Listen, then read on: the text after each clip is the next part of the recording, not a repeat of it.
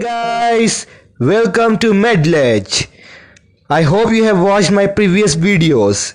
If not, what are you waiting for? Go for those after the end of this video. Now, without wasting any time further, let's get into today's topic.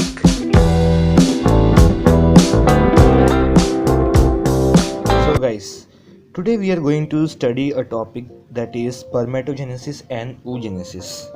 Okay, spermatogenesis and oogenesis. So before going into the topic, we need to know some of the prerequisites for this topic, that is spermatogenesis and oogenesis. So first is spermatogonia. Okay, so spermatogonia is the male germ cell and oogonia is the female germ cell. As you can see here, I am highlighting spermatogonia. So spermatogonia is the male germ cell and the oogonia is the female germ cell. So it is with spermatogonia and with oogonia, the process of spermatogenesis and oogenesis starts.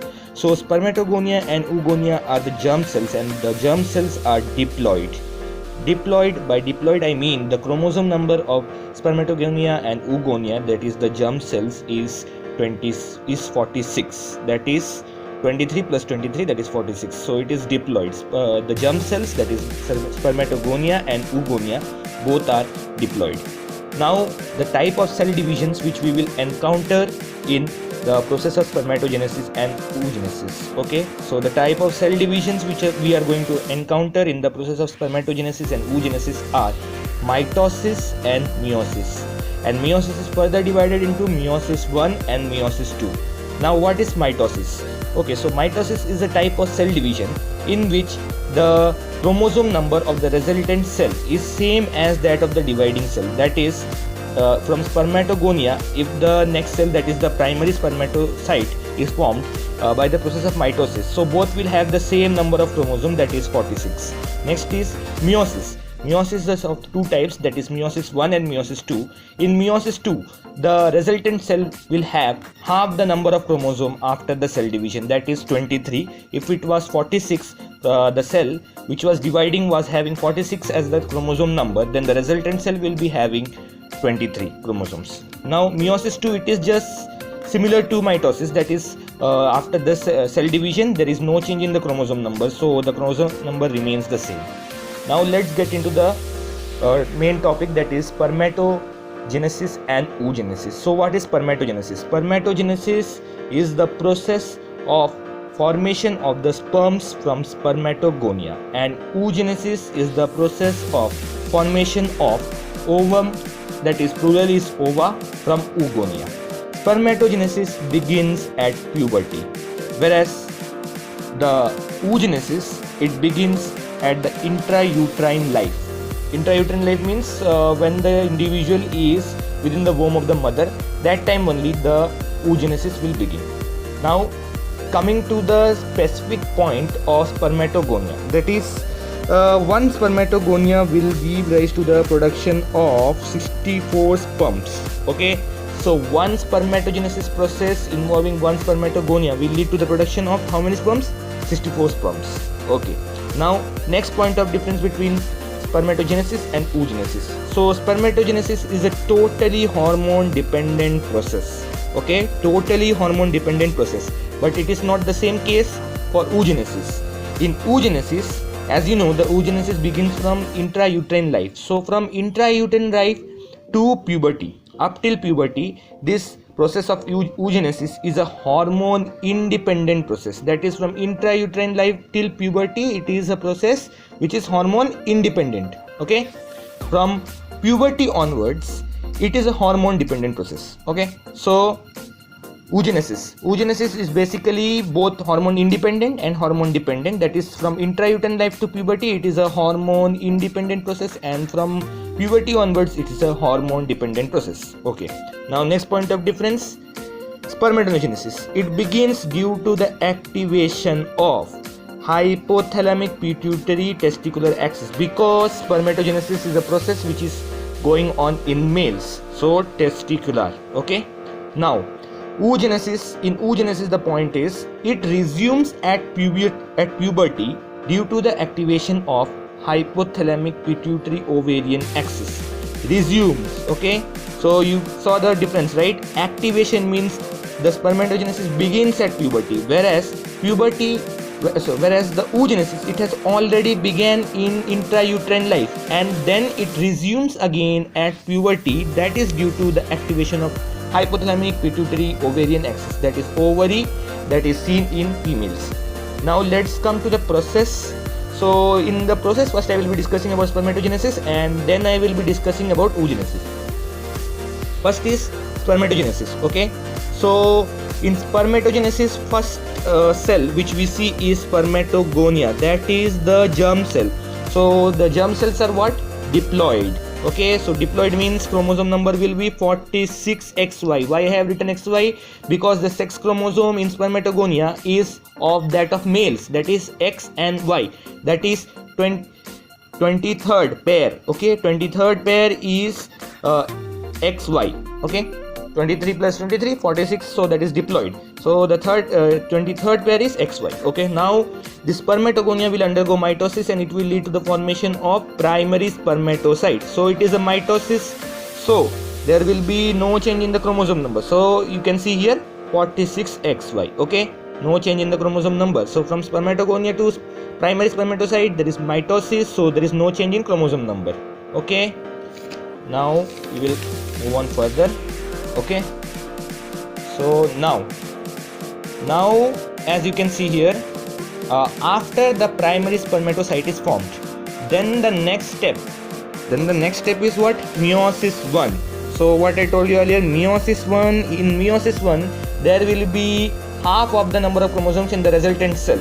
So from primary spermatocyte we get secondary spermatocytes, and since it is meiosis 1, so the chromosome number gets divided, that is 23X, that is half of 46, and we get 23Y because X and Y. So for the spermatocyte which contains X, that is 23X, and the spermatocyte which contains Y chromosome, that is 23Y.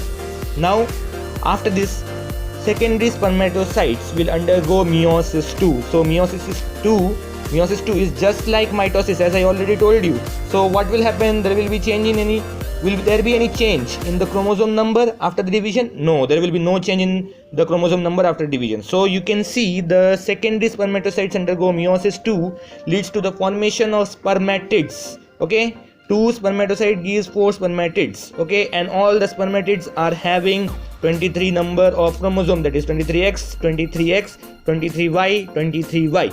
Okay. Now we are coming to the final step in spermatogenesis, that is called as spermiogenesis. Okay, so spermiogenesis is basically conversion of spermatids into sperms, and sperms will have the same number of chromosomes, that is 23X, 23X, 23Y, 23Y. Okay. Now what is spermiogenesis? Okay, what is spermiogenesis? So spermiogenesis is neither a meiotic division nor mitotic division. Okay, it is nothing to do with division, cell division. Okay, it is just a transformation of a spermatid into a sperm. Okay, so spermatid, as you have seen, is a globular structure, whereas sperm, as you can see, is something which has got a head, middle piece and a tail. So this conversion of the spermatid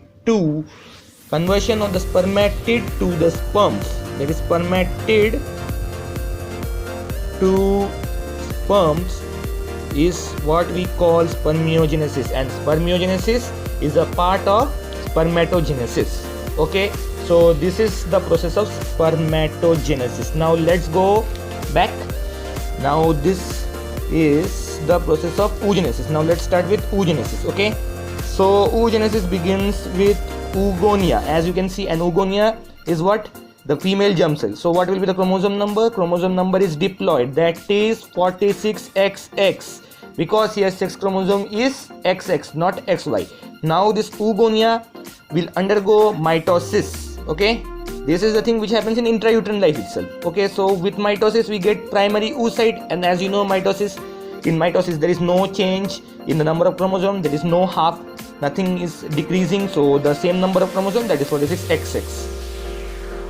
Now after this, the primary oocyte. Okay, so what happens to this primary oocyte? Okay, so primary oocyte undergoes the process of meiosis 1, but this meiosis 1 is not getting completed in the intrauterine life. It gets arrested in the diplotin stage of prophase. As you can see, diplotin stage of prophase. So meiosis 1 is not getting completed.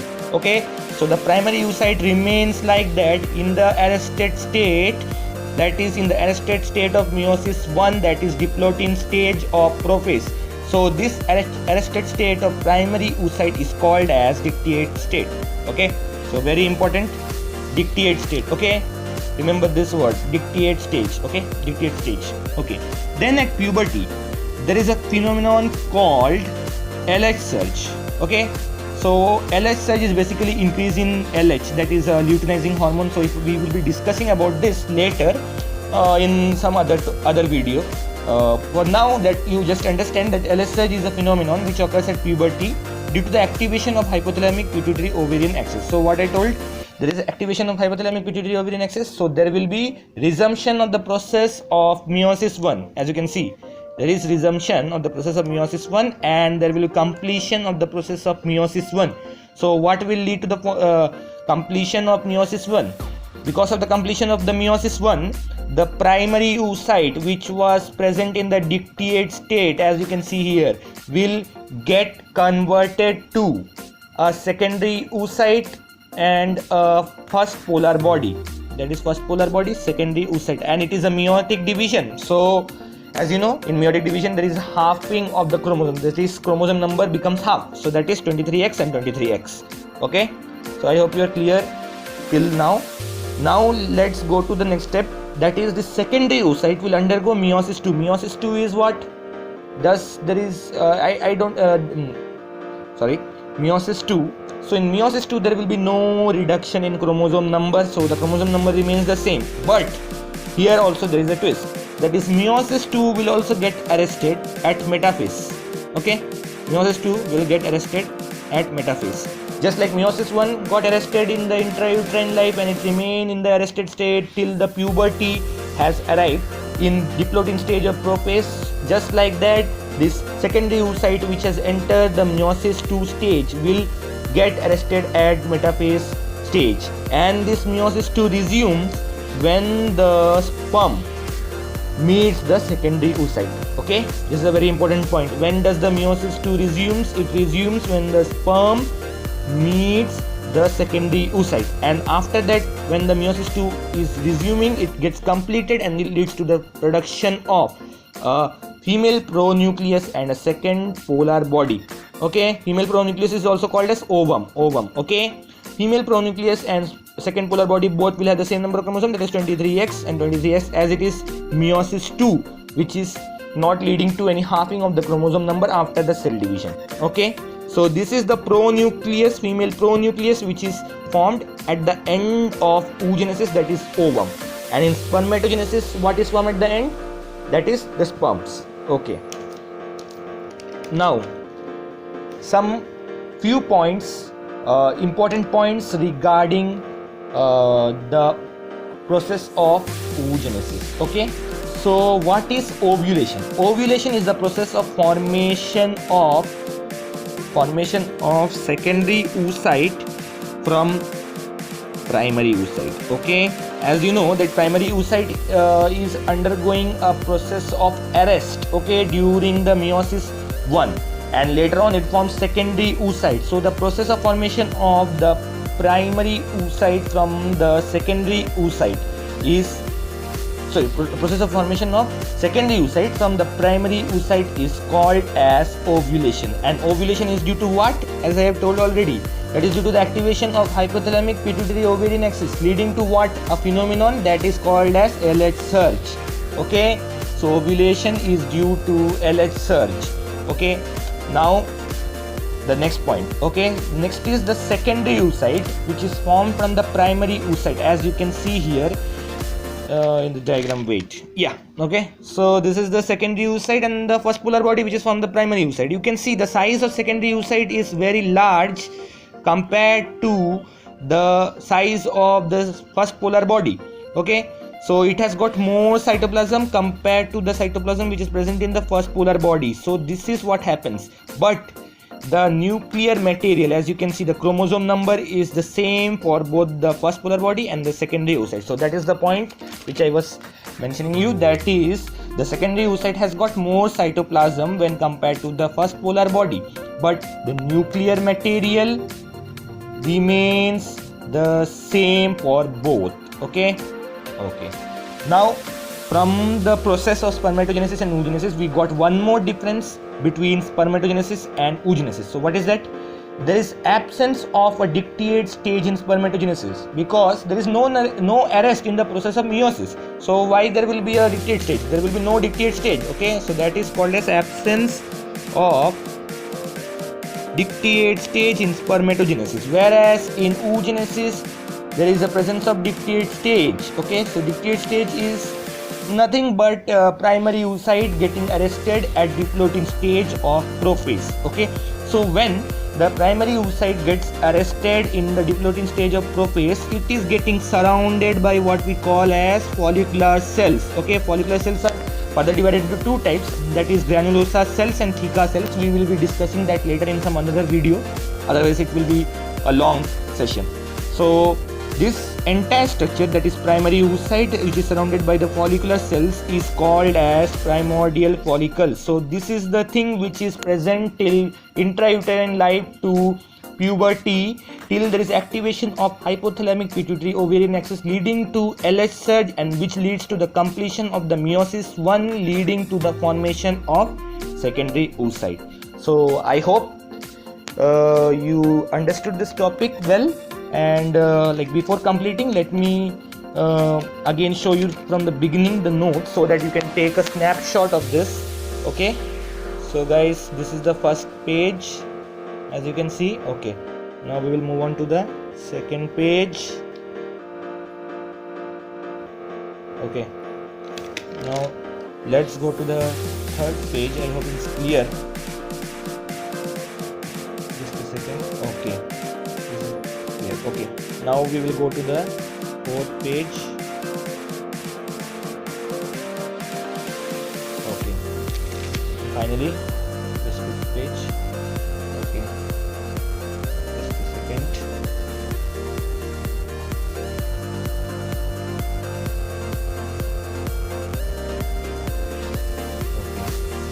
Okay, diagram, you can pick up the diagram also.